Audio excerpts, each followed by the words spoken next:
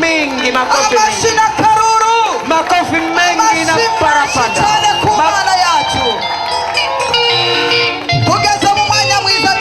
Tunafika muda mzuri wa kupokea mzazi wetu.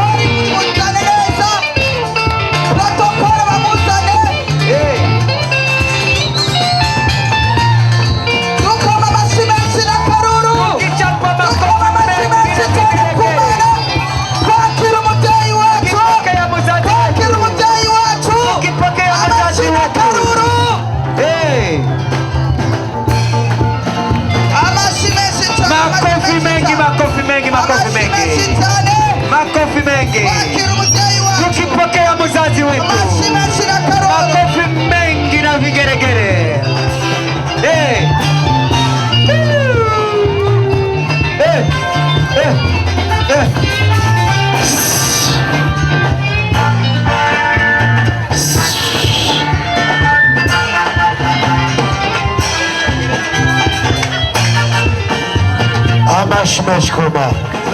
Amashmeshkoma. Clap to God. Umugabo Daniel Alamwase Hawas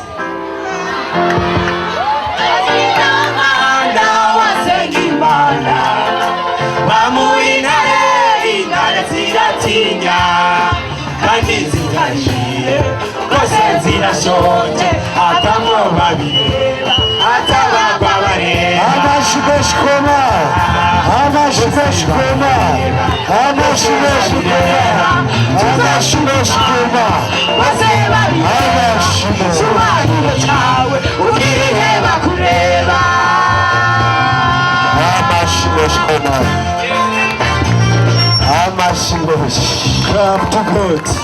Numunsi w'umunezero. This is the day of happiness. Numunsi ugira gatatu. This is that day dutanguye igikorane cyacu. when we start our journey. Ni igikorane kidasanzwe. It is a very important journey. Igikorane cyo gusengera igihugu cyacu. We are praying our country. Igikorane cyo gusengera indongozi z'igihugu cyacu. We are just praying for our leaders. Ni igikorane kigira ko kikabohora baboshwe. This is Hari abantu baboshwe. there are some people are bound. Hari abantu banka There are people who refuse bakanka n'igihugu and they cyabibarutse. refuse their own country. Hari abantu banka There are people who refuse bakanka n'indongozi and they zibarongo. refuse their leaders.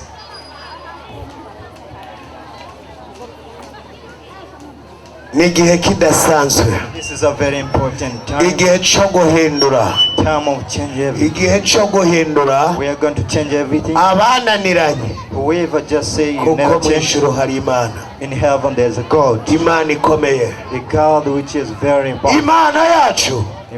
Our Father, Imana ikomeye our powerful Father, ihindura ibintu. will change everything. Ugize igihe kirekire It's long time ubona yuko umenga ntibishoboka. saying that is impossible. Umenga wo kwizigira umwana w'umuntu. Say that you can believe. Ariko uno munsi naje kukwereka imbaraga But z'amasengesho. today I'm showing you the power of prayer. Aho abakozi b'Imana bo mu bihe bya kera Where the prophets n'ubu baracahari. till today they're still alive.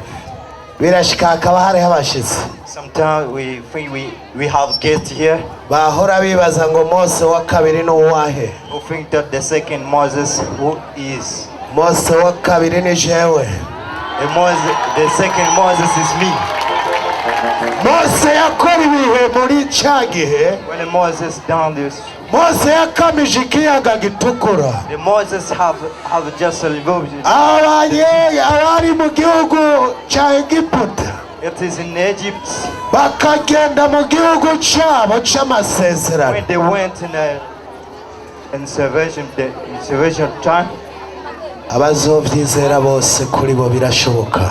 Whoever believes that is possible. Abazokwizera abakozi b'Imana bizogenda neza. Whoever believes in leaders, we just. Rero tugiye gufata umwanya wo gusengera igihugu cyacu. We are going to pray our country. hanyuma dusengere n'indongozi z'igihugu cyacu. After that, we pray for our leaders. Duhereye kuri nyenicubahiro umukuru w'igihugu. Starting by our president. Amashyi menshi kuri nyenicubahiro umukuru w'igihugu. Clap to God. Generale Ndayishimiye Varisito n'amashyi menshi cyane. Clap to our Amashyi menshi. Clap to our president.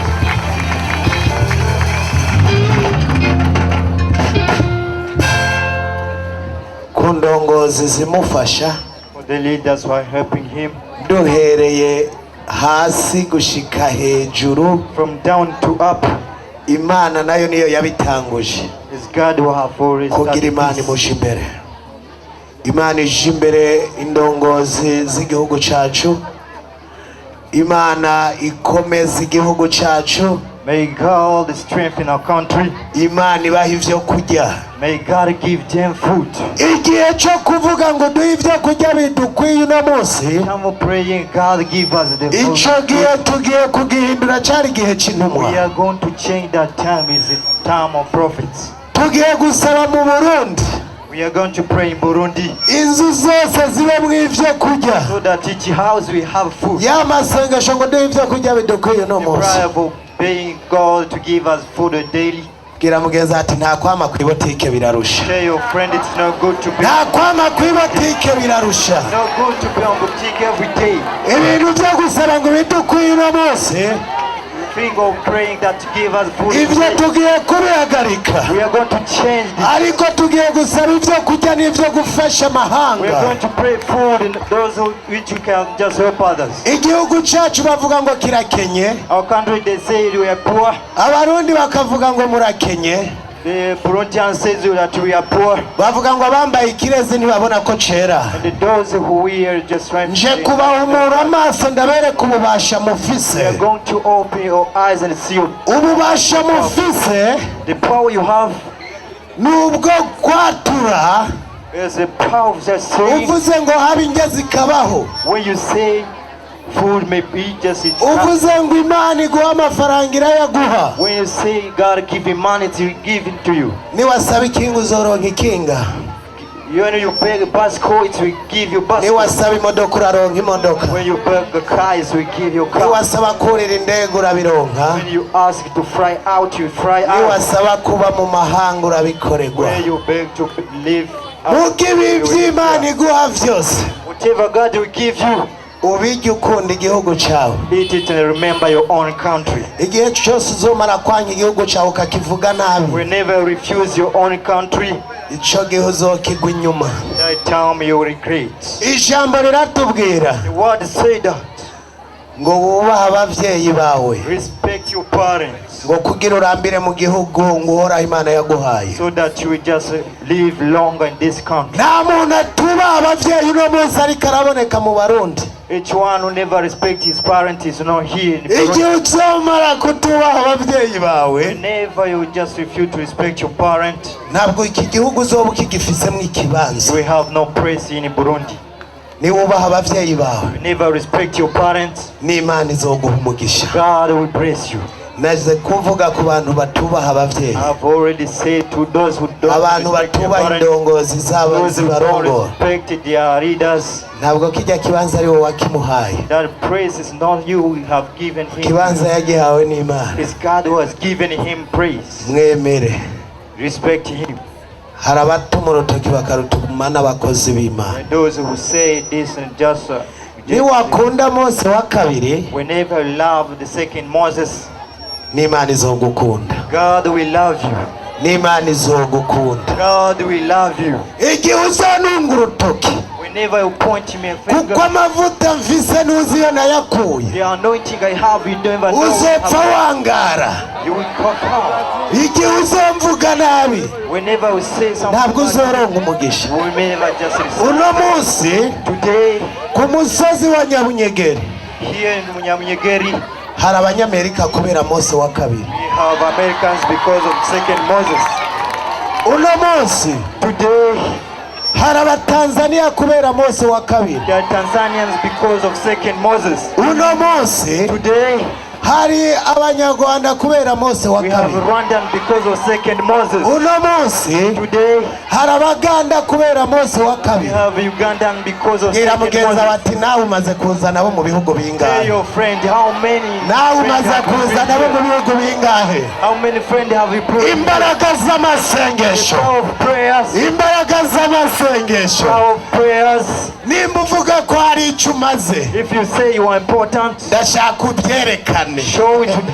Reka kubivugira mu majambo. Don't say it in words. Nimba Imana yarakwinuye, God has blessed you. bigaragaza ati naje Imana yangiriye neza. Show to others that you are blessed. Uno munsi Today tugiye gutangura we are going igikorane to start. cyacu. Abaririmbyi bose Imana ibahezage. We got a blessed singer. Abaririmbyi mwaririmbye neza. The singers have sing well.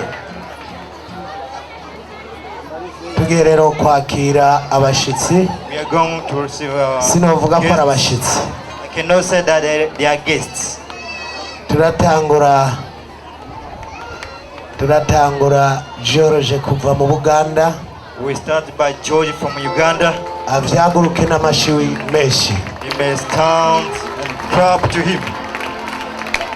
Avyaguruka atera intambwe zingahe Please imbere. clap to him. N'amashi menshi. You are welcome, George. N'amashi menshi. Clap to him. N'amashi Clap to menshi. him. N'amashi Clap menshi. to him. N'amashi menshi. Clap to him.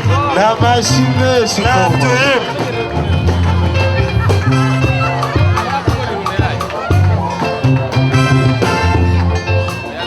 Yesu nashimwe cyane. Yesu nashimwe. Praise to God. Uwo muntu ndamukunda cyane. I love this man. Hariho umupastori yarambwira ngo mbega budakunda ni bande. There is a pastor who used to ask me who you never love. Ubu ndamukunda. I love this man. Twatanguranye umurimo ukiri hasi. We start together this journey. Ubu Nayota ahigeze Now Nayot, afisemo imbaraga nyinshi. he has a powerful and supernatural power. Imana iguhagurukije When a God has turned you, iguha abagenzi. he gives you friends. Abagenzi bakaguha ibintu. And the friend gives you something. Bamwe bahora bavuga ngo nacumaze. Those who used to say you Baca baceceka. they are quiet. Ubu rero kubona uno munsi ndi muri Tanzania. Today I'm in Tanzania. Uwabifisemo imbaraga. This man, Amashi menshi kuri ubu. clap to him. Nimba uno munsi ndi muri Amerika. If today I'm in America, Uwabifisemo imbaraga. this man is helping me. Amashi menshi ku Mana. Clap to him. Amashi menshi ku Mana. Clap to him. Tugiye kwakira. We are going to receive. Baza baraguma ngaha. Tugiye kwakira umwungere kuva muri Amerika. We are going to receive a prophet from America. Nepo chongera nepo muza. Nepo Chongera. Muzare. Uwa yavuye muri Amerika kugira kubwira ubutumwa bwiza. This man came from America so that Amashi he menshi, just amashi tell you menshi, the news. amashi menshi. Clap to him. Amashi menshi. Clap to him.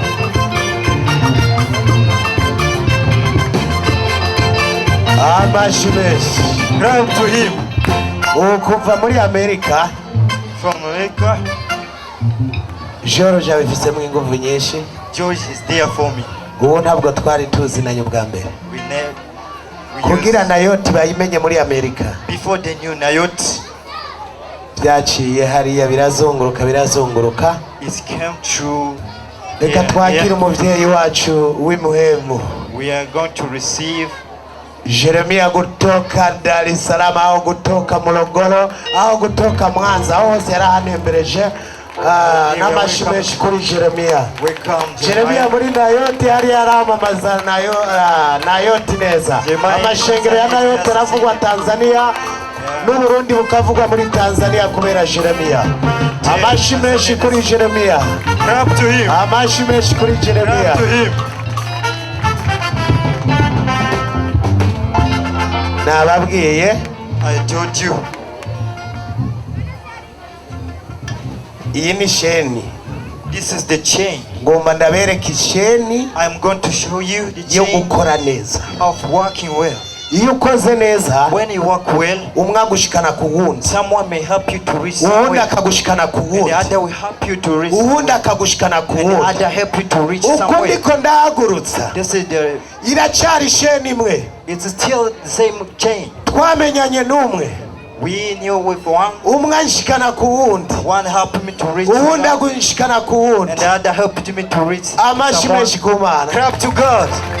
Ndiko ndavuga ku bantu bakora nabi, I'm saying to those who are not working well, ntabwo uzotera imbere utabanje kuronka abagenzi, you will never progress if you don't have good friends. ntabwo uzotera imbere utaratangura kuronka abagenzi, You will never progress if you are not searching good friends. ntabwo uzoja muri Tanzania utaramenyana You n'umutanzania, will never go in Tanzania if you don't have ntabwo friends here. uzoja muri Amerika utarabonana n'umunyamerika, You will never to go to an America when you don't ntabwo have. uzoja mu Buganda utaramenyana You will n'umuganda. never go in Uganda if you don't have Amashi friends menshi there. ku Mana. Clap to God. Reka duhamagare Theogene nawe kuva mu gihugu cy'u Let Rwanda. us call Theogene from Rwanda. Amashi menshi kuri Clap to Theogene, him as you wake up. uwo bita ngo bose babireba, uwo bita ngo bose babireba, uwo bita ngo bose babireba.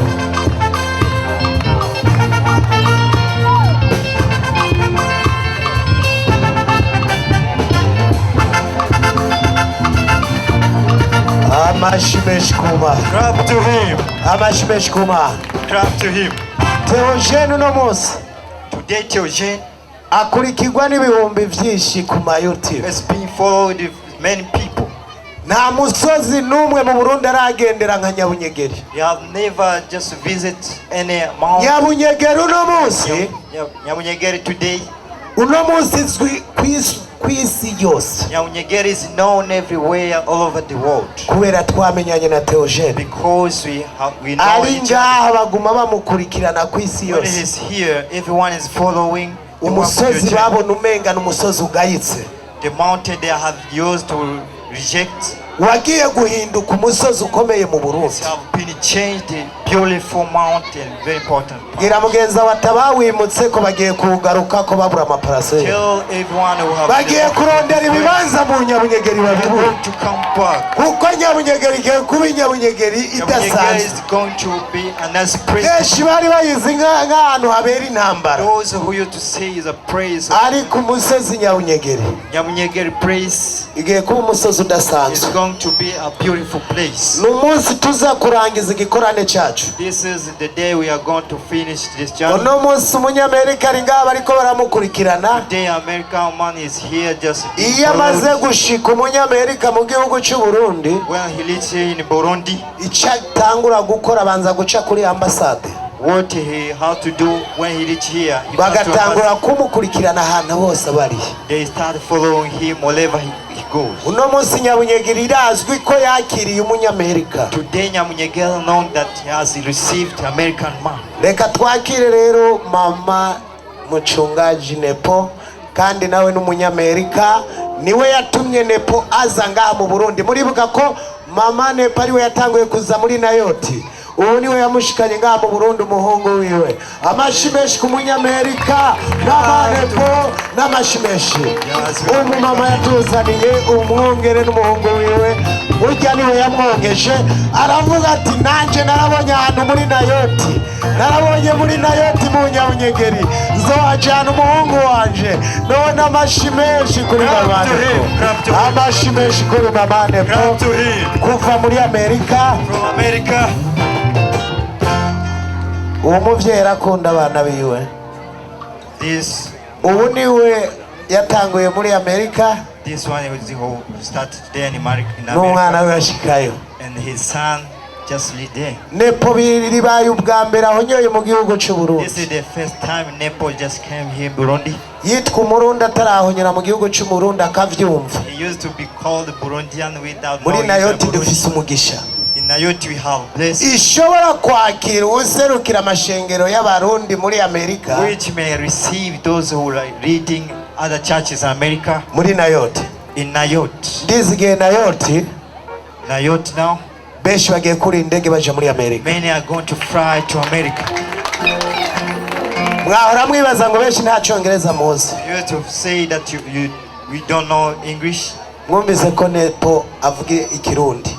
Nepo, he can speak Kirundi very well. mwahora mwibaza ngo muri Amerika bavuga icyongereza gusa n'igifaransa. You used to say they in America they only Ngiye speak kurungika abanayoti muri Amerika mu I am izina rya going Yesu. to Amakorale ya nayoti ngiye kuyarungika. We are going to sing. Kandi mbwira mugenzi bati nayoti irizeye ko igiye kuronka indege mu izina rya Yesu. Nayoti believe that Indege izohora itwara abanayoti. we are going to receive a plane which you just carry the member of Nayot. Ivyo natuye je bica biba. What they say will happen. Tugiye guhagurutsa Revera Pasteur atwara Gatumba. We are going now to welcome Revera Pastor from Revera Gatumba. Pasteur service atwara Gatumba. We are welcoming Amashi menshi kuri Revera Pasteur. Venela Pastor.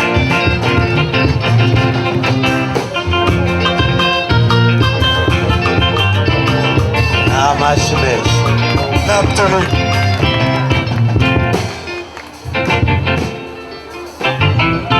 Uwo ni watwara Gatumba. This one is leading Deni Gatumba. Mu ba Revera Pasteur mfise Among of the pastors I have here, ni wafise ishengero rimwe abantu benshi. is the one who have many members. Mu yandi mashengero ya Nayoti. Amashi menshi ku mu Revera Pasteur wacu. Turahagurutsa We are going to welcome n'umupasitori bafashanya Viateur.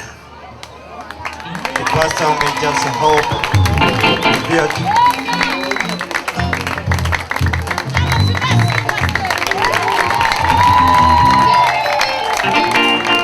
Yes.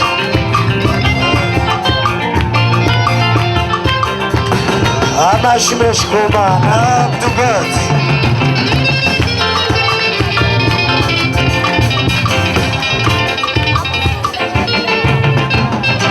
Yes.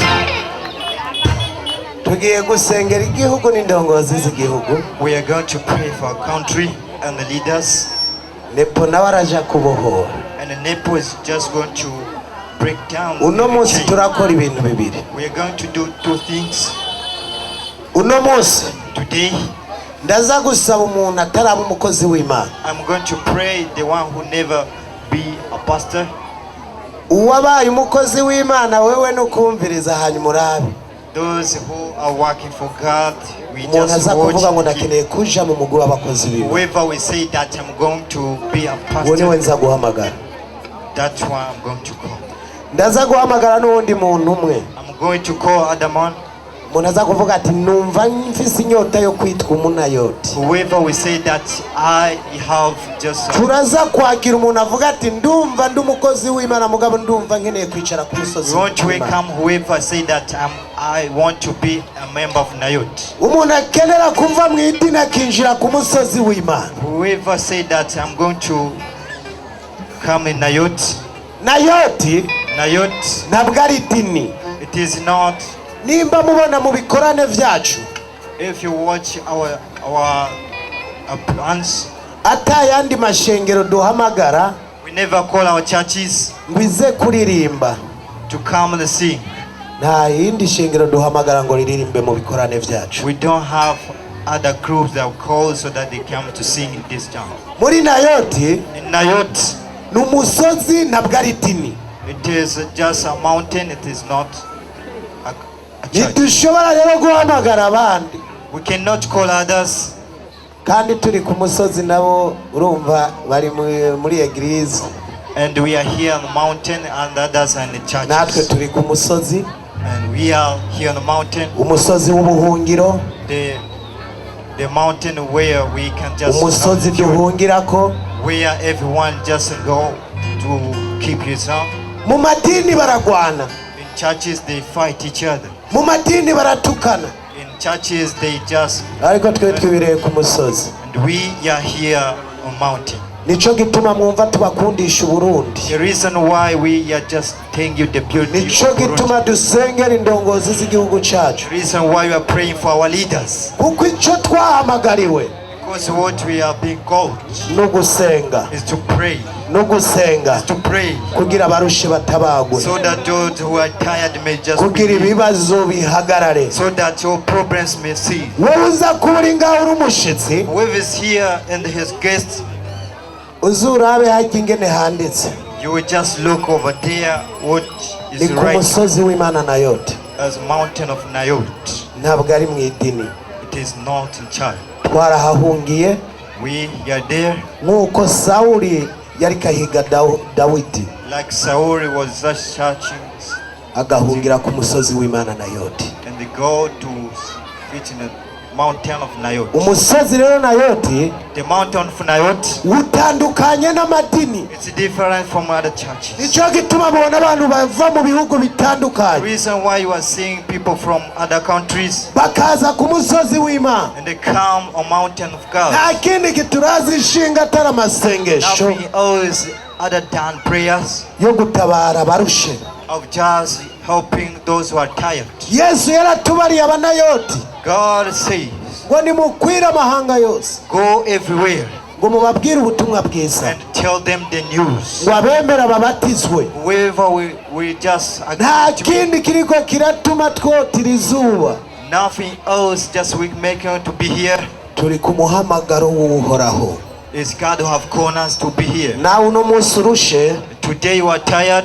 birashika ukaba wahora mu madini. It's been happy that you were in churches. Aha mubona ubu buhanza ntabwo ari ugusaza, As you can see my curvacy, ntabwo ari ugusaza ubu buhanza, I am not n'amadini older naciyemo. as the churches that I'm passing through. Murabona no mu kwambara ndakajene siko none. As you can see Gira how mugenzi we bati are. apostle ntabwo ari umusaza n'akajene. The apostles are Mu not mubiri ndi older. umujene ariko muri muhemu ndi umutamu. As you can see, as a young man. Gira mugenzi bati nicyo gituma mubona yambara kujya. Tell your friend that Nibi is the reason why he's gutsitaza. doing like that. Ntibigutsitaze. Don't be ashamed. Birashyuka bamenyereye abapotre bambara amakoti. Maybe you used to see the apostle which you used to Abambara wear amakoti coats. n'umuhamagaro wabo siko none. Those who we are Nanje just, nahamagariwe ukujya nyine. I have been called to be like this. Mashi menshi ku Mana yacu. Clap to God. Turahamagara n'umukuru w'umutumba. We call the leader of this mountain. Naho umukuru w'umutumba wo ngasi hari. We don't know whether he's here. Ariko umukuru w'umutumba w'umusozi mwiza wa Kirekura ari ngaho. Nawe abanza aze buke buke. Nawe protokole mu mutware buke buke. Calling our leader of this mountain. Satani yari yashatse kumwivanga Satan want to destroy. ariko yaratsinze mu izina rya Yesu. Amen. Amashi menshi ku Mana yacu. Clap to God. Amashi menshi ku Mana. Clap to God. Mwakira umukuru w'umutumba wa Kirekura n'inshuti yacu cyane. Nawe yaje muri iki gikorwa cyo gusengera igihugu. He also comes to pray his country. Turakiriye n'abapasitori bose. We welcome every apostle, Ishengero ryo kungara. the church of Ngala. Reka twakire umurongozi wacyo. Let us welcome its leader. Umurongozi w'ishengero ryo kungara We are just welcoming the leader of Ngala. aza aranyaruka. We just come. Oh, we come. Basa. Amashi menshi. Clap to her. Amashi menshi. Clap to her.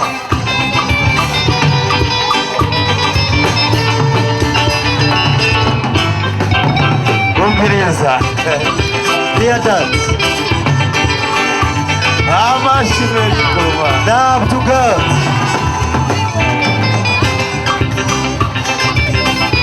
Umviriza.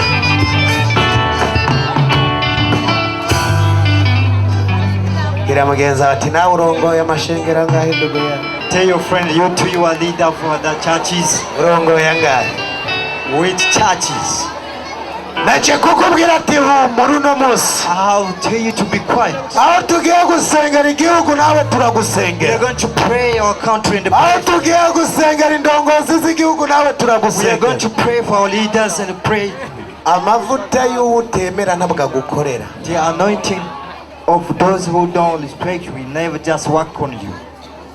amavuta y'uwutemera ntabwo azagukorera The anointing which imana yamaze gushika ngaha twayakiriye the God is already here. mu mwese muvyaguruke tubanze duhe imana yacu Everyone may amashimeshi stand. mwese muvyaguruke mu nteko Everyone may imana stand amashi and just clap to God.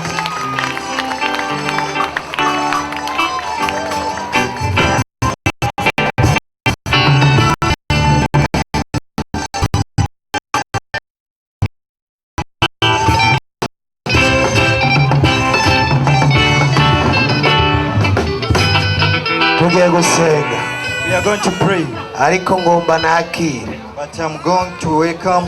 ngomba nakire I'm going to welcome ngo ibikorwa nivyo bizodushikana ku aho tugeze all the workers which also help us in the ngomba job. nakire abantu I'm going just to welcome. abo ngiye kwakira members. n'abakozi bakora I'm ibidasanzwe going to welcome the apostles which will help our country. ndahera abaguze podium I start on those who build the project ihagaze ku musozi w'imana na which yote is stand on the mountain of Nayo today. ni podium izimvye It is a very important podium yari yaguze abantu babiri kandi amahera menshi cyane which has bought with two men. amaca nakira basize parafo Dubai ku musozi w'imana na yote And they receive those who help us in this. aho duheza gusengera igihugu n'indongozi After praying our country and the leaders, tuca dusenga bakoze ku musozi w'imana tubasengera umugisha we will pray for those who are helping us here on Mount abaguze Zion. podium batera intambwe baze ngaha imbere Those who bought podium may come here in front. nibaba bari ngaha amashi menshi If amashi they are menshi here, clap to them. amashi menshi batonda ngaha imbere amashi menshi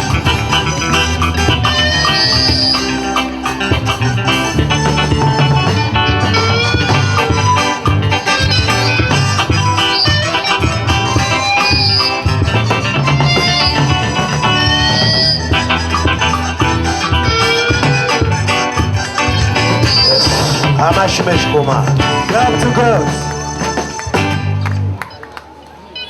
iyo turiko duhamagara abakoze We are just calling those who are helping us. duhamagara uwakoze ku giti ciwe We are calling those who have worked on their. nimba mose wa kabiri If the second Moses, nimba ndiko ndugurura amashengero ku isi hose aho nshika if I'm opening churches wherever I go, nzobihemberwa ku giti canje I will be given a gift. hariho abantu babona iyo umuntu akijijwe There are some people when they see someone receiving. nimba uri umugabo If you are a man ukaba uri kurakorera imana and you're working for God, urashobora kuzohembwa umugore wawe akaba nawe hariya muri gihono you shall be given your salary when you.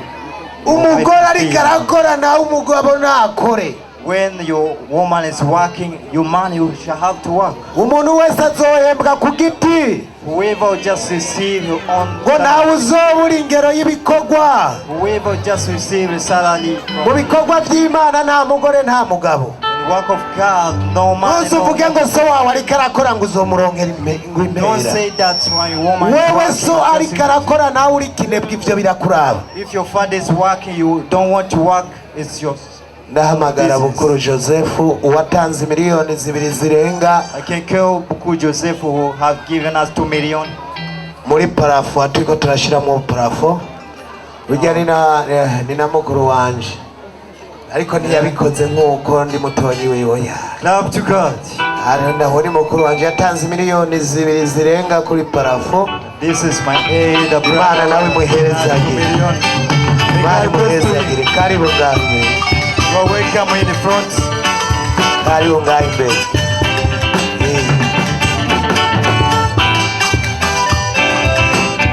aha nyene imbere yanje Come here to ngo banze ndamutse Great mu to buryo bw'umubiri uranduta ariko mu bw'impwemu sha ndakuyobora uzoze wihangana. Uwo ni mukuru wacu ariko tugeze mu by'imwema ambwira ati nyakubahwa Apotre, ariko tugeze mu irandugo yaga ahubwo turazi ko nagusigiye ibera, ariko mu by'imwemo ngahashitse aranyubaha, ndamuhaye ijambo aravuga ntarimuhaye nawe. Rero Imana imuhezagire. May God bless to him. Yaratanze miliyoni 2 zirenga. Have given us 2 million. Ni gako umuntu ashobora gukura miliyoni 2 zirenga ngo azitange ngaha. It's not every day you can see someone may bring 2 million. Imana imuhezagire. May God bless him. Podium irazimvye baye yaritanze ubundi sinzi ari bari babiri ira miliyoni 2 n'abarayizana n'abadamu babiri. The podium is no high price, but Imana imuhezagire. May God bless him. Hariho undi mudamu hari yatanze miliyoni. There's other woman who have given us 1 Nawateri million. namwe zengaha Rosa nawe yatanze miliyoni. Arongera arakora n'ibindi. Imana imuhezagire. May God bless those who are supporting the work of God.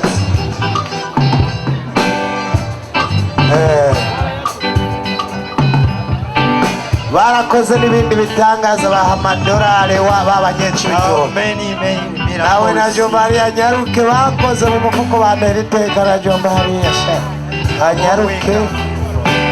Abo nabo batanze amadolari bayahereza abanyecibitoke bigereza ko uribyo be. Turiko dutangaza imbaraga z'amasengesho. They're just showing the powerful prayer. Kandi tuza tuvuga abantu bakora ni wakora uzotera They're showing intambwe. you those who are working for God. Ni wakora uzotera. Twaje kubabwira ne imbaraga z'amasengesho zivangana no gukora. We are just showing the powerful prayers and mixed with just work. Imana ivuga ngo nzohezagira ibikorwa by'amaboko yanyu. And God says you will praise the work of your hands. Abandi nabo bakihenda And the others just confused. ngo byose ni hehe. And they ask where there's Ngo byose ni he. Ngo byose ni he. Barabahenze byose si ku mavi. Bajya abantu n'ibinebwe. and those who Bajya abantu bababwira ngo byose ni ku mavi n'ibinebwe. those who say that everything is on your Turasenga. Turasenga hanyuma tukagira gute? we pray Tugakora. and work. Genda ubwira Imana ati Mana mumugisha. Uwo mugisha ucugenda kugira gute? Gukora. You use this price to work. Nimusenga nukore sha bize bice mu mabati If you ndabe. pray and they don't work, Bize bice mu mabati ngire gute? Ndabe. Wowe uno munsi wirirwa wiyugaranya amezi 2 ngo uri mu masengesho y'ukwezi urapfirayo. you lose your time just Senga hanyuma ugende kugira gute? pray and Gukora. work. Abantu bose bama bibaza ngo bizoca ngo hariya ngo mu mabati. And those who think that it will Uzoguma no come mu from ngendo heaven, urababona. No mu ngendo urababona abo bantu bama biyugaranya urazi ngene bavuga. those who used to stay in house just say that you pray Iyo God. babonye umuntu ahezagiwe When they see someone get a blessing, baca bavuga ngo ujya kuzimu. they say that this one is working for you. Ukazokumva umuntu avuga ngo ibintu biva kuzimu. And those who say that this thing from Lucifer, Uzumenye ko ujya ari umuhimbiri. say that this man is Ibintu biva mu gukora twahezagiwe niki? everything come from our hands, Imana. which our God blessed us. Uvuze ko ibintu biva mu kuzimu, When you say that something, everything from wowe Lucifer, uri umukozi wa shetani. you are just Lucifer's work. Uko uriko uhesha icubahiro shetani. You are just giving power to Lucifer. Ndemeza ndi ahera h'Imana. I tell you the truth. Ibintu biva ku Mana. Everything comes from God Bikoranye no gukora. when you are working. Iyo twinjiye mu ishengero. When we eat in churches, Iyo twinjiye mu ishengero. when we eat in churches, Tukurayo umugisha. we get some blessing. Umugisha tukawujana gukora. And this blessing help us to work. Ukaja kudandaza cyangwa ukaja kurima. We use this to do business Cyangwa ukaja gukora ubuzi butandukanye. and other different work. Umugisha ugaragarira mu gukora. Your blessings will just be shown when you are working. Aho mwese murabanyamugisha. Everyone is just Uno munsi ndabereka imbaraga zo kugira utera imbere. today I'm going to show the powers of progress. Urasenga.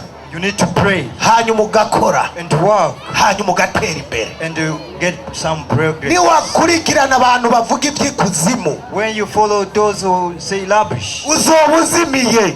you will be lost. Ndemeza neza I tell the truth. ko ikuzimu iyo abagiyeyo batavayo. Tell to Lucifer, everyone who goes there will never come back. Umuntu amaze kubura se canke nyina canke mwene wabo akaja ikuzimu, Whoever just killed their parents, hanyuma akavayo akaba yaramugemuriye azambarire.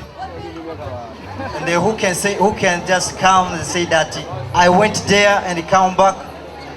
Umuntu ikuzimu nta muntu avayo, ntawe uravayo ngo atubwire ibyaho. There to Lucifer, no one has gone there and come back to tell us what is there. Uhuye n'umukozi w'Imana yavangiwe, When you meet a prophet of God, akubwira ngo ikuzimu, he told you that ngo Satani ari ikuzimu, Satan is there in ngo hell. abantu ngo baje ikuzimu. People goes in hell. Uwo ntabwo ari umukozi w'Imana, ni kirofa ntazi niyo That's abantu not baca. the real prophets. Mwijuru turavuga kubera hariyo Yesu. We say in heaven because you have Jesus there. Yaravuze ngo ndagiye He said that I ngo go kubategurira hanyu, prepare a good ngo place kugira homba, so ngo that namwe bariho muzoba. You- Amashi ku mwami you have wacu. to go. Turarindiriye rero We are waiting now. kugira Yesu azaze So that kutujyana. Jesus will come back. Wowe wizeye iby'ikuzimu, Whoever believing uno now, munsi naje kukubwira ngo nawe wihane uje mu today I'm banayoti. telling you so that you can repent your sin. Hari abantu baza babesha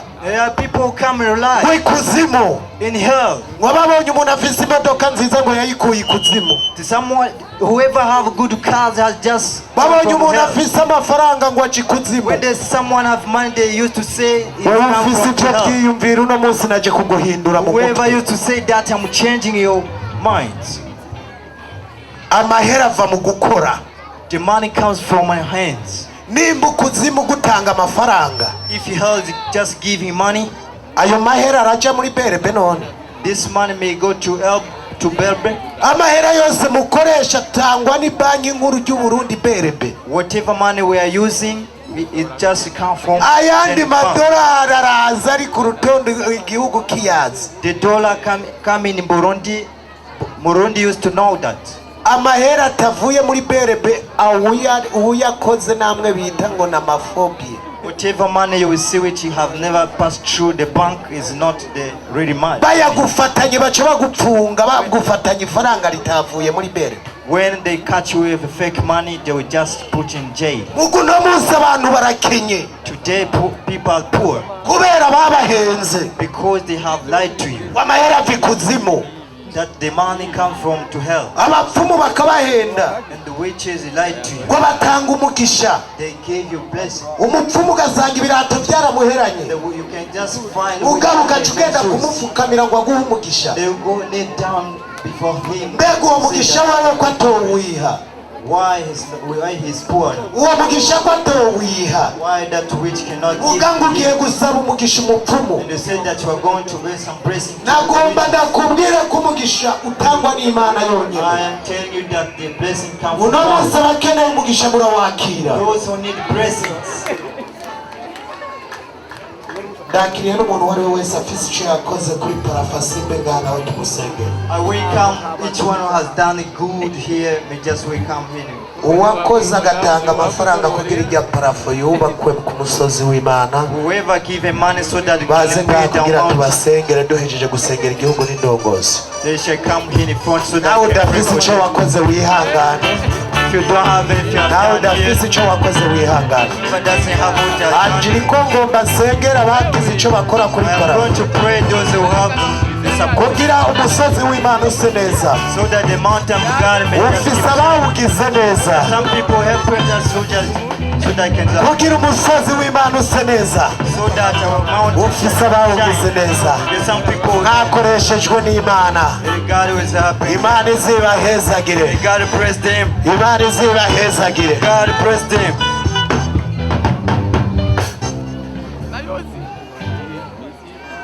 Imana ihezagire abo bantu. May God bless these people. Uno munsi winjiye ku musozi w'Imana na yoti.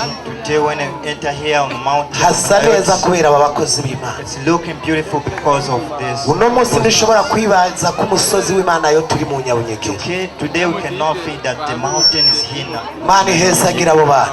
We gotta praise these people. Abakozi tuza tubavuga. We are just saying the workers. Nanje ndiko ndavugwa ubu ku isi yose. Me too, I'm being seen Kubera everywhere mfite icyo over the world nakoze. because I have something Ndi done. umukozi I am worker. kandi ndiyemera. I just support myself. Wewe utiyemera ntuzi ikikurimwo.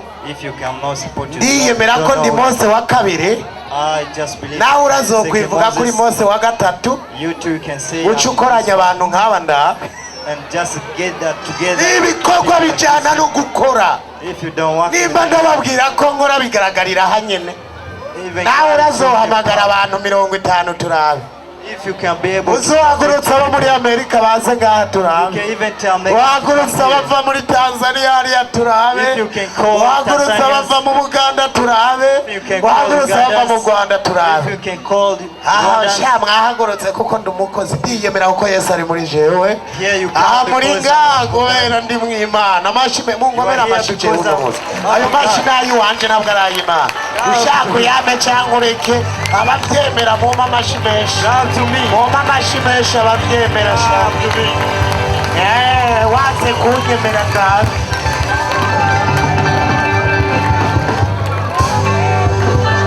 Ubwiza nakubwira itangazo rivuye mu ijuru. Let me tell you the news from heaven. Nimba utiyemera Don't believe yourself. ntacyo uzovamo. You will be nothing. Kugira utere imbere If you want progress, icyambere ni mu mutwe, first of all is your mind. icyambere ni ibyiyumviro. First of all is what you think. Ukiyumvira ko utari uwo kwama ngaha mu Nyabunyegeri, ukiyumvira ko utari uwo kwama muri vile, ibyiyumviro byawe bitegerezwa kwaguka ukagendana n'abahambaye. Iyo ugendanye n'abahambaye uba uhambaye. Iyo ugendanye n'abakinnyi b'akamari ukina akamari. Iyo ugendanye n'abayangayanga urayanga. Iyo ugendanye n'abadandaza uradandaza. Iyo ugendanye n'umuhimbiri uba umuhimbiri. Iyo ugendanye n'imbwa uba imbwa kuko uba uri imbwa. Iyo ugendanye n'umugabo ukaba umugabo. Iyo ugendanye n'abakozi b'Imana uzokorera Imana. Ugendanye n'abapotre uzoba umuapotre. Raba uwo mugendana, raba uwo mugendana, raba uwo mugendana, raba uwo mugendana. Mbega mugendana nande? Look, you and we are working together. Raba muri telefone abagenzi bawe. Look in it phone. Abagenzi bawe mugendana The friend that uzosa you used to nabo. work together, you look the same. Nagomba nakubwira uno munsi itangazo ndakubwira. I'm telling you the Rondera truth. n'umaze kurira indege imwe nawe uzoyurira. If you never fly out, Tumurondera just n'umuntu fly. amaze kugaruka mu Buganda kujane mu Buganda. You can even look someone who used to visit Uganda will take you there. Ugendanye n'ubufyatura amatafari niyo ngabire If you yawe. go with those who make- Niwagendana n'ubuturira amakara nibyo if you azokwiza. go with those charcoals, Niwagendana n'umusuma azokwiza you ububandi. will go with this. Ariko niwagendana n'abakozi b'Imana Never you uzoba will umukozi w'Imana. be a prophet of God. Nagomba ndakubwira I'm going to tell you this. uno munsi mihiga abateye imbere nibo nshyira muri telefone yanjye. Today I'm just searching the leaders and Nanjye abo maze those gusiga those are left. nibo banshyira muri telefone yabo. Those who are just keeping in their Mihiga phone. umuntu nkura kw'amavuta I search the one who nanjye nkahiga impress me, bankura kw'amavuta. and me I search those. Jewe nimba ukiri hasi If you stay down, wowe niwe ushyira muri telefone nomero yanjye, is you who puts me in your phone. ariko si jewe nshyira telefone mu nomero yawe. Is not me who Ubu puts ndashyira muri telefone banepo muri Amerika I can put kuko ndabarondera gushika muri Amerika. because I search Uno munsi ndashyira ba Jeremiya hariya muri telefone wanje I can put Jeremiah kubera in the phone. ngeneye aribyo nkeneye kujya hariya muri Tanzania. Because I want None to nawe wamaze kuzimira umufata ba bandi hariya about bamwe to nawe ufise ikibazo gushyira abantu muri telefone umubwiye ati nkeneye ibihumbi 200 kuri rimikashi ngo ntabyo mfise. Abo bantu uriko barondera Amen. ugaca usanga umuntu yujuje amatelefone abantu You find the people have many numbers. mugabo akubwiye ngo ndungikire ibihumbi 10 kuri rimikashi udafise umuntu When wo you ask him gutabaza to send you some money, he cannot show you anything. rondera umuntu ushobora gutabaza Search the akagutabara. friend who can help you. Wabonye A crowd together. You can see this. Mani guhezagire May cyane. God bless you. Mani May guhezagire. God bless you. Hey, you God can bless raba shaba. acha shira ngani nagera hariya. You can see that today. Urabariki. May God bless you. Umviriza. Hear this. Abavuga butumwa mukanya baraza. The prophets are going to come. Imani guha abantu. God give you some friends. Abantu nabo bakaguha ibintu. And the friends give you things. None we uno munsi You today, uguma wiyuzuriza muri telefone abantu atanu ugo hadimiri you kuri are bikaba. putting an important person in your Uno phone. munsi ugira ikibazo karara inzara ugahiga numwe kurungikira Today you may n'ibijyako. have a problem besides someone can send you money but in vain. Bwira mugenzi ati burya ugize mugenzi apotre ujya gukwicwa n'inzara. Tell your friend, if you Eh? have a friend like a Ujya prophet, gukwicwa you n'inzara ugize mugenzi sha. cannot die with friends.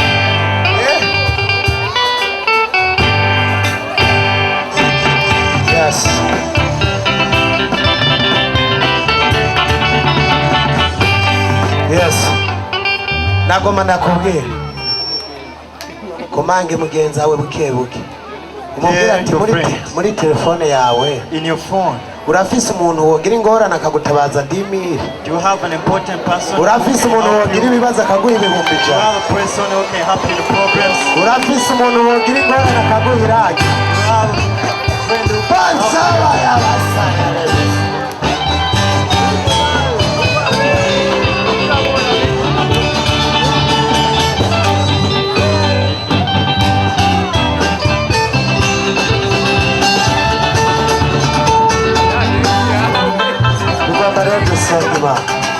Let's pray, oh God. Tugomba dusenga Imana.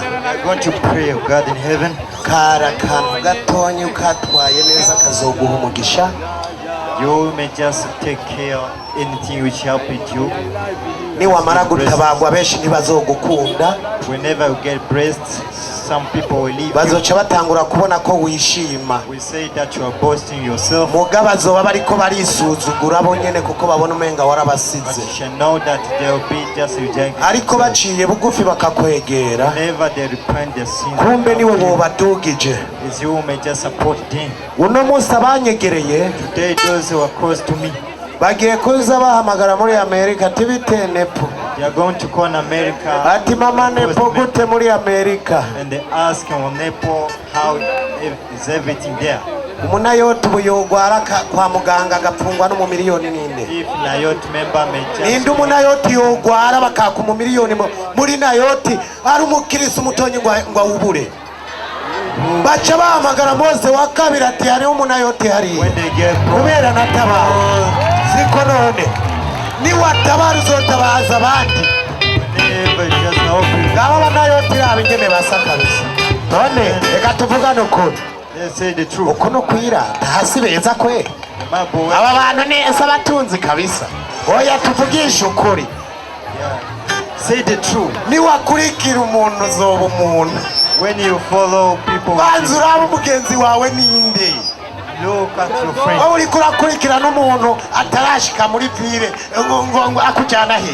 You are just following Akujyana. someone who never even know. Uri kurakurikira umuntu atararenga mu kirekura arakujyana You are hehe. following someone who never does go Uri far. kurakurikira umuntu atarurira indege arakujyana You are hehe. following someone who never goes Nawe far. ukurikira ibyiyumviro byawe. Follow those who can help you. Uno munsi iyo turiko turabigisha gukora Today when you are just teaching how can work, abantu benshi bigisha abakirisi babo kwama bafukamye baratuvuga ngo turiko turabagaya. many people are teaching people to stay down and praying. They say that you are Ariko just jewe ubungurikira but me, those who are following me, ndamwigisha gukora I teach them to hanyuma nkamwugururira imigisha yiwe. and they open his blessings. Ndemeza niwakorera Imana I say the truth. ntabwo uzoba umukene. We never work for Ahubwo abakurongoye those who lead you. abakurongoye nibo bagusize muri ubwo bukene. Those who lead you is those Ntabwo babigisha gukora. they are not teaching you to work. Tugende gusenga, Go to pray, tugende mu masengesho, go in prayers hanyuma dukore. and work. Murabe ko twebwe atari twebwe dufasha They abapagani. will see that is we just help head. Wewe usenga niwe wari wo gufasha abapagani. Those who are praying is those who support to help those pagans. None uno munsi umenga wowe ni ukenye. Now it seems like it's your Nemeza fault. neza ubukene ko ari umuvumo. I can say you that the None kubera poverty iki is not wiyatura good. ku bukene? Ngo akanwa kacu karagira gute? akanwa kacu karagira gute? Your mouth akanwa may praise. kacu kararema. icyo wiyaturako nicyo kikubako. wiyatura kuri umukene uzoba umukene ruhebwe. When you say I'm poor, you'll be poor.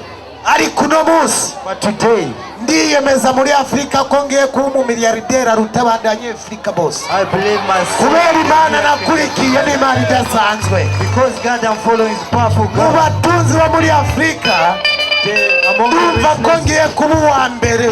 I'm going to be the first. ndumva mu bantu bamaze kugura indege muri Afurika nanjye ngiye kuyigura mu izina rya Yesu. Ndagiye kugura indege mu izina rya Yesu. In the name of Jesus. we wiyatura ko kugura amatagisi vero ibyo birakuraba. tugiye gusenga Imana. nimba wumva umenga niko ndakugurura mu bwenge izo nsinga bagusizemwo ngo muri Yesu n'umusaraba, ngo muri Yesu n'ukuyihangana, muri Yesu n'ikirato catabutse, muri Yesu n'ukwambara ibishambara. No, abantu dusenga tutegezwa kuba amatara muri byose. abantu musenga nitwe dutegezwa kuba amatara, haba mu gukora. nta muntu asenga ategezwa kuba ikinebwe. mugende mubashikire abantu birirwa biyugaranye barindiriye ngo babazanire ibyo barya hariya indani ngo bariko basengera abantu. tugire umunsi wo gusenga, hanyuma tugire iminsi myinshi yo gukora. tuba abantu binziriza igihugu, tuba abantu bariho amakori. gakeneye amamodoka y'abasenga yise, amamodoka y'abantu bakorera Imana. turakeneye kwagira gute? bijya bimodoka binini binini n'ibyawe wa musenzi we. ibijya bifaranga kuri konti n'ibyagwawe wa musenzi we. twebwe abantu bategezwa kuba abantu badasanzwe.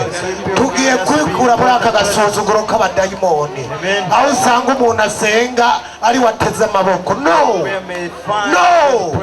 abantu bakorera Imana ntabwo dutegerezwa gutega amashi. abantu dukorera Imana dutegerezwa kugurura amayinguriro, dutegerezwa kugurura amasoko. amasoko arongowe n'abakozi b'Imana, bigaragare ko turi abakozi b'Imana. nitwe tugiye kuza tubika amahera menshi mu mabanki, nitwe tugiye kubahwa kubera twakoreye Imana. abakozi b'Imana mwikomera amashyi menshi, abakozi b'Imana mwikomera amashyi menshi. tugiye gusenga Imana, tugiye gusenga Imana. abapasitori mu cyubahiro cyane muravugama, abakoze mureke kuko twe tugiye kubasengera kuko mwarakoze. abakoze murahagarara, turatangura dusengera igihugu cyacu, hanyuma duce duhera ku ndongozi y'igihugu ariyo Jenerali Ndayishimiye Varisito n'amashimeshi kuri iryo zina. iyo ndaba muvuze ko numva amashyi umenga arapunguka. Clap to God.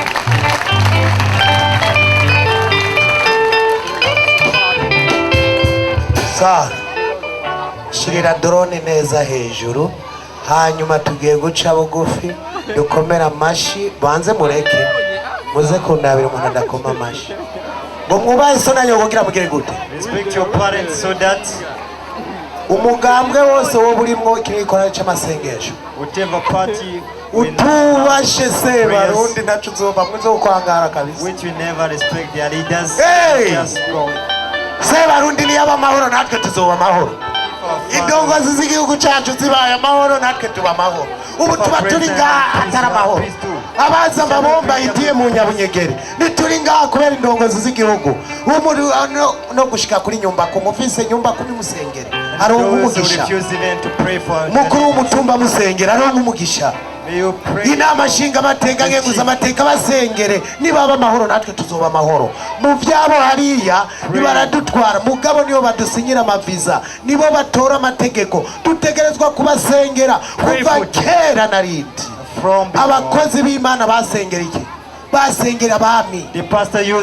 abami nibo baza guhanuza ku bakozi b'Imana, bakavuga ngo tugende guhanuza ngo hariya ngo mu Nyabunyegeri hari iki.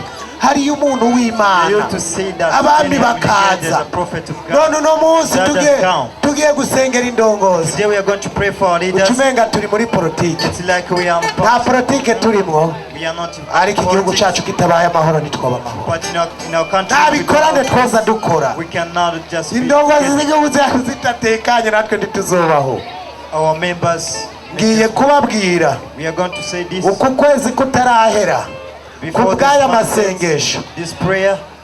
igitoro muzoba mugenda ku masitasiyo yose yuguruye I tell you that igitoro muzoba mugenda mubwirwa kujya muri ko muranywa amazi iyi tariki muyandike ikibazo cy'ibitaro kigiye guhagarara mu Burundi mwandike iyi tariki ndabona bariko barabikurikirana neza tugiye gusenga Imana niho muzobona icyo umukozi w'Imana yatuye mu kibaho muze mubyandika ahantu mubyandike muzeze kumbwira hajya muzeze kumbarira ntabwo muzozira kuvuga ngo igitoro ndabyase abarundi mugiye kutunga amadolari everybody will get done. tugiye gusenga Imana We are going to pray, oh God. tugiye gusenga Imana We are going to pray, oh God. tugiye gusenga Imana We are going to pray, oh God. turahera ku gihugu cyacu We start by our country. Imana ikirabe May God just take care. Imana irabe igihugu cyacu May God see our country kuva kera from before. igihugu cyari igihugu cy'amata n'ubuki The country of milk and honey. ndatuye ku gihugu cyacu cy'u Burundi ndasi inzara I show you our country Burundi as ndavuze igihugu cyacu cy'u Burundi kigira umugisha udasanzwe pray so that your country may have mu peace. gihugu cyacu cy'u Burundi hari inzahabu n'amabuye ya diyama y'agaciro Here in Burundi have some golds. ndavuze ati humura amaso abarundi babone ko turi abatunzi badasanzwe Open every Burundian eyes so they can see the riches. igihugu cyacu mana kimeze kwinga In our country we have food. ndasi inzara mu gihugu cyacu cy'u Burundi We refuse hunger in our country. ndasi ibibazo We refuse problems. ndasi databuja We refuse icyo cyose cyotuma gitera inzara abarundi ndacatse whatever we just come to disturb our Burundian like a hunger. rekuwe abarundi databuja ibyo kurya n'ibyo kunywa I pray for food each Burundi. uburundi wabuhaye amasoko meza You have given us good souls. reka utahuza abarundi ko hari ubutunzi dufise Show every Burundian that we have uburundi riches. bufise akayaga keza ibiti byiza ku misozi We have a beautiful wine and good trees. reka udutahuze databuja ko hari ubutunzi dufise Make us understand that you have reka riches. uduhe ibyuma byo kwimba inzahabu zacu Give us those which reka uzane databuja ibyuma byo kumba amabuye ya diyama ngaho iwacu help us the object which are dufise amatongo menshi yuzuyemo amabuye y'agaciro we have many places which have ariko ntacyo gold, turiko turayamaza but we are not doing anything.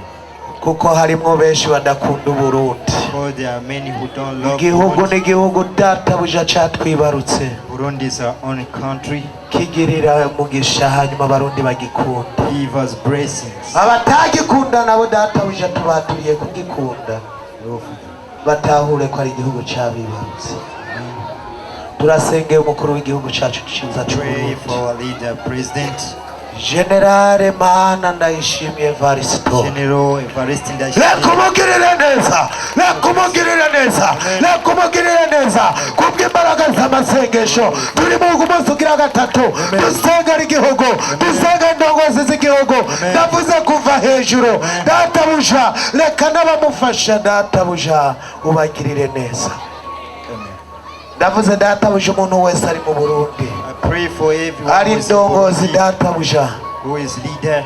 ko wamaze kugirira neza databuja Sebarundi As you praise our president, ukamugirira neza databuja hamwe na mama Burundi as you praise him and reka databuja n'abamufashije kurongora ubagirire those who neza are just supporting him, reka databuja n'abantu bose bashagaje ngaha and everyone who is here bakunda igihugu cyabo who loves his own reka nabo ukibaheremo umugisha give them blessings. waravuze ngo nzobaha igihugu You cy'amasezerano said that you will give ngo us a mukibemwo amahoro and give us peace. ha uburundi databuja kuba mu gihugu amahoro Give it Burundian to live in inzara peace. niyo nase mu Burundi We refuse hunger in Burundi. ndategetse databuja I say, ibihugu tubangikanye bifise igitoro our neighbor countries. nanje nduguruye inzira databuja amarembo y'igihugu c'u Burundi May you open every door which mu is izina ryawe Yesu Kristo. in the name of Jesus. Iyerekane kuri impano waravuze ngo ico muzokwatura kizoba. Nuguruye amarembo y'u Burundi reka ibimodoka binini bizanye igitoro tubura aho tubikwiza mu Burundi. Ndategetse muri rya zina ryawe Yesu Kristo waravuze ngo nimunyubaha nanjye nzobubahisha. Ndavuze databuja twubahishe. Warampagurukije ngo ndakugize Mose wa kabiri. Mose wa mbere yaravuga ukumva databuja. Yasaba amazi ugakamya ikiyaga gitukura. Nanjye ndavuze muri rya zina ryawe ndavuze ati igitoro kiboneke. Ndavuze sega b'amahanga ku igitoro wamaze kukizana. We pray so that they can bring petrol in Burundi. Ndavuze ati umurundi wese databuja. We pray for every Burundian. Reka yandikirwe kujya amadolari 50 ku munsi. So that can be right. Reka umurundi yandikirwe kujya amadolari 50 ku munsi. Ibyo gusuma irengarenga databuja n'amagufi byo ndabyase. Ariko baye gusuma imisoso, baye kujya databuja inuma nziza, baye kujya databuja amasamaki meza, baye databuja gusuma neza. Databuja senga b'amahanga ndasa gasuzuguro ku bana bawe. Uba abantu basenga abaniciro ry'imigani ngo nibo bakena nibo basegerereza. Abakozi b'Imana basigaye babita ba escrow. Ndavuze ati wambika gahuza abakozi bawe. Ndavuze ati wambika gahuza abasenzi n'abakozi bawe. Bahereza amadolari nabo bayabike kuko ndavyatuye databuja. Reka amafaranga barizwe mu bakozi b'Imana. Reka imodoka nziza zibarizwe mu bakozi bawe kuko databuja turabona n'uvuze akazi databuja kumwubahwa nawe umwubahwa. None natwe waduhaye akazi reka tube abadasanzwe. Reka amakoma y'indega bari twebwe tuyatunga. Reka baze bavuga ngo tugende kwa naka ku mukozi w'Imana ngo rero tugiye gutabuza amatike. Urabikoze kuvyumvise. Ndakweretse abakoze parafo databuja ku musozi wawe nayoti bahereza umugisha bakure kwa gasuzuguro. Abaguze podium batanze bike mu byo babahaye kugira wugurure umugisha. Ndavuze aba databuja baha umugisha. Umuntu wese yaje guhagarara muri iki kibanza mugirire neza. Urakoze urakoze databuja tubisabye mu bw'izina ryawe gera Yesu. Amen. Amashimeshi ku Mana yacu. Basubire mu byicaro dusigane na Theogene. Go back in your city. Theogene n'indirimbo ziwe zibiri. Theogene have to sing songs. Kandi Theogene ni waza gusubira inyuma y'abakozi b'Imana. Theogene is going to go back home. Inyuma y'abakozi b'Imana turaca twakira Muchungaji Jeremiah after the prophet God kutoka Tanzania. We're going to receive Jeremiah from Tanzania. Hanyuma turaza kuca twakira After that Nepo Chongera Nepo Museni kuva muri Amerika. We come Nepo Chongera from America. Nza kuva ngaha tubakiriye. Imana ibahezagire. Reka duhe kaze Theogene. Amashimeshi kuri Theo wacu. Clap to Theogene. Amashimeshi kuri Theogene. Clap to Theogene. Kumenga murarambiwe. It's like we are not there. Kumenga murarambiwe. Show that you are there.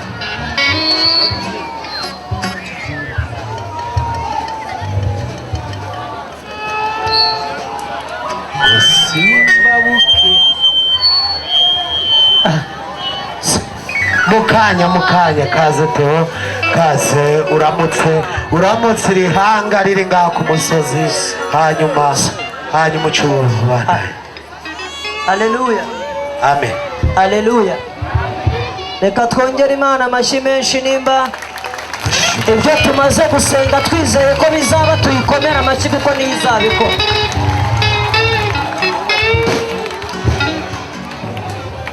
Uyu munsi ngo ni wo wa nyuma ariko umuntu yagira ngo nibwo dutangiye.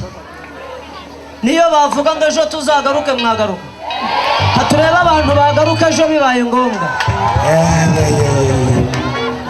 Haleluya. Muze kugerageza kunkorera mikoro birengeho gakeya ndi kubyumva. Yes. Amen.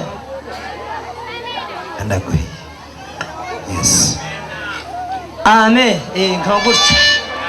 Hanyuma reka turebe abantu bataje kuwa gatanu ntibabonye umwanya ntibaze ejo kuwa gatandatu bakaba baje kuri uyu munsi wa Mungu. Muzamure ibiganza turebe. Abasigaye mwese mukomere Imana amashyi twongeye abandi.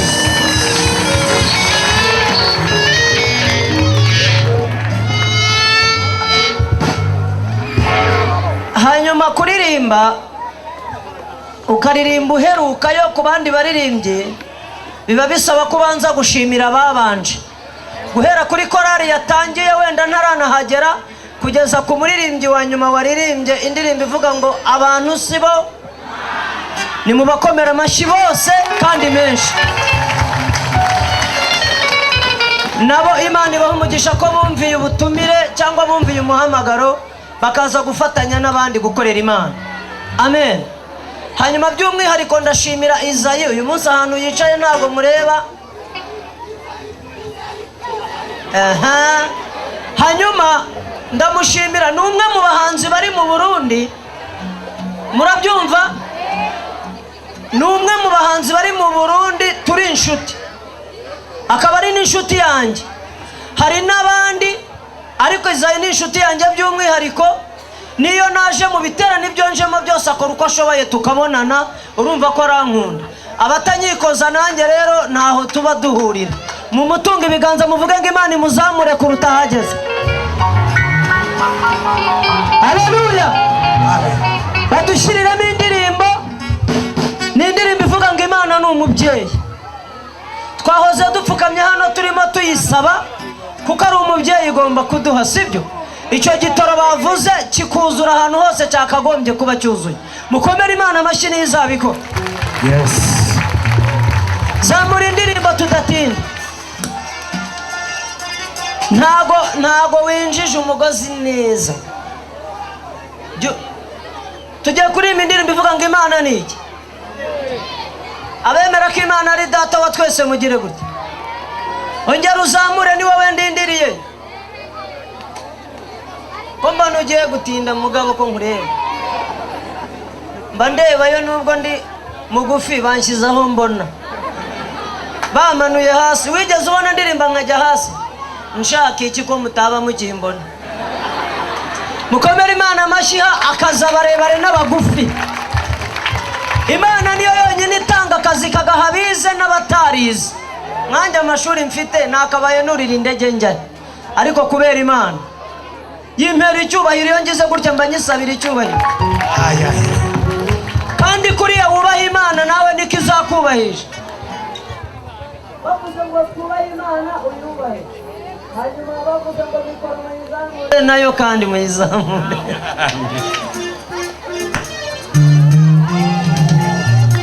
Ngaho zamura umuziki kandi namwe mukomere Imana amashyi yawe nayo kumfasha guhimbaza Uwiteka. Iyakubwiye kera niyo yongeye kuvuga ibyo yakubwiye byose izabikora. Iza kuza muri kwicaze mu bikomangoma ntuzibagirwe ko wahoze wicaye mu ivu aho twita ku cyavu hameze nk'ahavumwe. Iyakubwiye kera niyo yongeye kuvuga ibyo yakubwiye byose izabikora. Iza kuza muri kwicaze mu bikomangoma ntuzibagirwe ko wahoze wicaye mu ivu aho twita ku cyavu hameze nk'ahavumwe. Tuzajya tuvuga ngo urera tunongereho ngo uri rubasha. Twita umubyeyi kuko natwe turi abana bawe kandi bwite ntituri ibibyarirano. Tuzajya tuvuga ngo urera tunongereho ngo uri rubasha. Tuzajya tukwita umubyeyi kuko natwe turabana bawe kandi bwite ntituri ibibyarano abemera ko ari abana b'Imana amaboko hejuru zunguriza Imana amaboko gutya ndebe none ashaka uyikomera amashina y'Imana irayemera aho waciye inshuro kenshi bagucuna gusa bakaguha intica ntikize wabiruhiye wabimeneye amaraso aba bantu nabo bazatangara niba kubona tukitemesha imigezi mu butayu kandi iciye inzira mu kidaturwa aho waciye inshuro kenshi bagucuna gusa bakaguha intica ntikize wabiruhiye wabimeneye amaraso abo bantu nabo bazatangara niba kubona tukitembesha imigezi mu butayu kandi iciye inzira mu kidaturwa ongera uyikomera amashyi tuzajya tuvuga ngo urera tunongereho muri rubasha tuzajya tukwita umubyeyi kuko natwe turi abana bawe kandi bwite ntituri ibibyarirano tuzajya tuvuga ngo urera tunongereho ngo uri rubasha tuzajya tukwita umubyeyi kuko natwe turi abana bawe kandi bwite ntituri ibibyarirano wakumva wayikomera amashyi wayakoma Imana niyo izabiguhembera ibyo uyikorera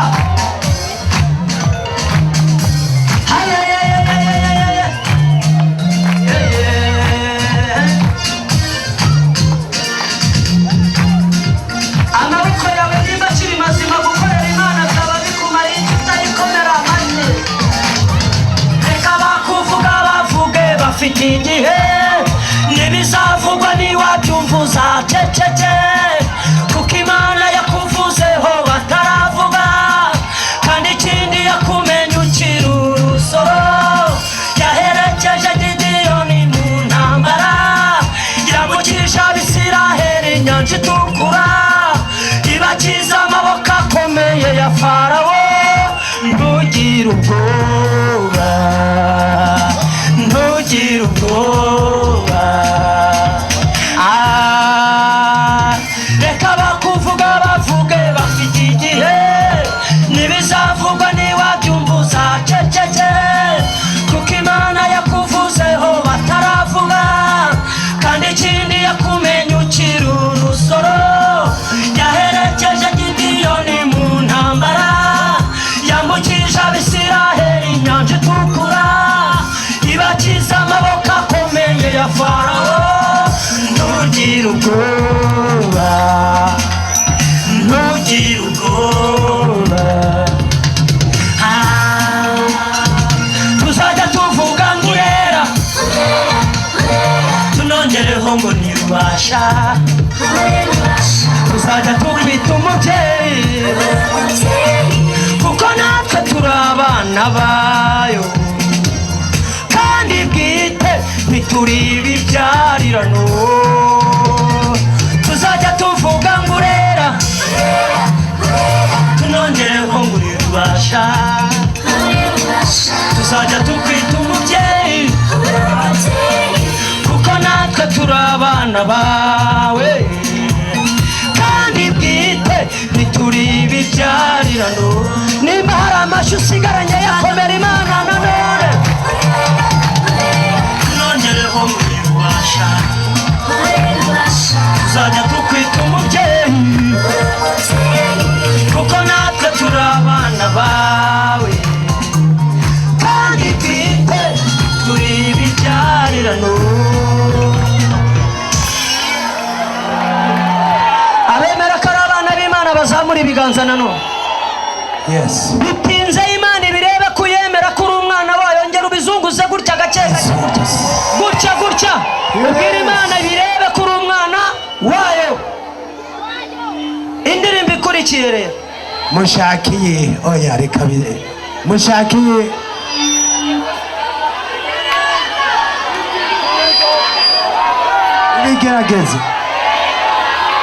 ibigerageza bwe bashiremo ibigerageza izazindi nazo uraza kuziririmba inyuma uno munsi turara ngaha kasi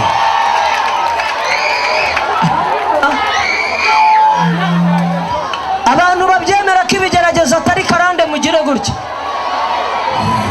urababaye none ariko ejo uzaba unezerewe uyu munsi ufite ibibazo ariko bwacya mu gitondo bikarangira ntabwo nacukuraga imisarani hari umuntu baratumira ngo ajya gucukura umusarani bamutegera indege hari urabaho ariko nacukuraga imisarani Imana ihinduye amateka none wowe yurira indege kabisa amashimashi kuma ejo bundi nabaze inshuro nuriye indege iyo ntari nasubirayo zimaze kuba inshuro 13 ubu ningenda bizaba byuzuye 14 gira umuntu ngo Imana ihindura amateka Imana ihindura ibihewe nararyaga ibivuzo nararyaga impeke komera Imana amashyi nawe yabigukorera yanyura muri Mose wa kabiri yanyura muri Nepo yanyura muri Teo Imana igakoresha umuntu ubuzima bwawe bugahinduka komera Imana amashyi shiramo ibigerageza si karande twiririmbire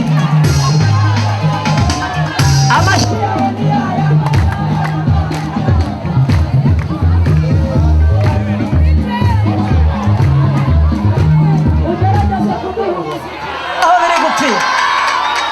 raba muzamura ibyuma turiyemera muri nayo dufise ibyuma twubahishe hari twubahishe muzamure turafise ibyuma muri nayo rekura umuziki turafise ibyuma ntabwo tubitira umvireza abantu ye ntabwo dutira ibyuma muzamure numve ko bidoze ntabwo biraba oya DJ bwira mugenzi ati muri nayo tudufise ibyuma ntabwo tuza dutira ibyuma ndugu yangu mwumvire neza mu biduze numve bafe ziriko zirashika hariya ndugu yangu twumve ko bimeze neza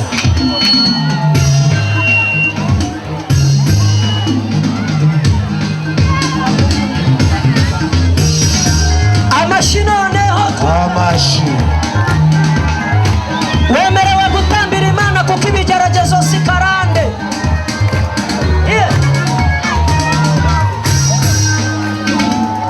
ibigeragezo si karande kandi si wabona bisi karande kandi si umugabane wagabanye ngo ibyago bikorokame burya Imana igihe ayo warize wayahozwa ibigeragezo si karande kandi si n'umurage kubaho nabi si karande kandi si n'umurage si umugabane wagabanye ngo ibyago bikorokame burya Imana igihe ayo warize wayahozwa hari igihe uba mu kigeragezo gikaze abantu bakakuvuga ngo urajya he bakakuvuga bongorerana ngo ntibucya ariko bugacya bukongera bugacya n'ejo bugacya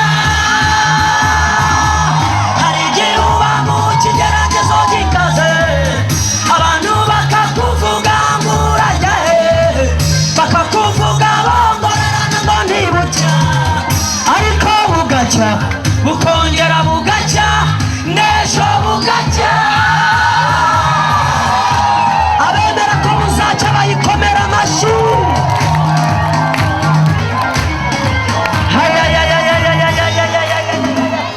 iyo uri muri baza abantu ntibakuvugisha nta n'umuntu bayagucira karurutega kuko abenshi baba bifuza kujyana bahura ariko ino nyibaguye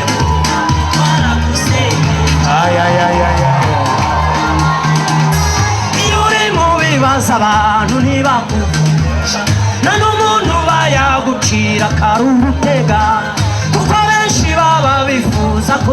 ntanabaho, ariko Imana igutabaye bati natwe twaragusengeye cyane.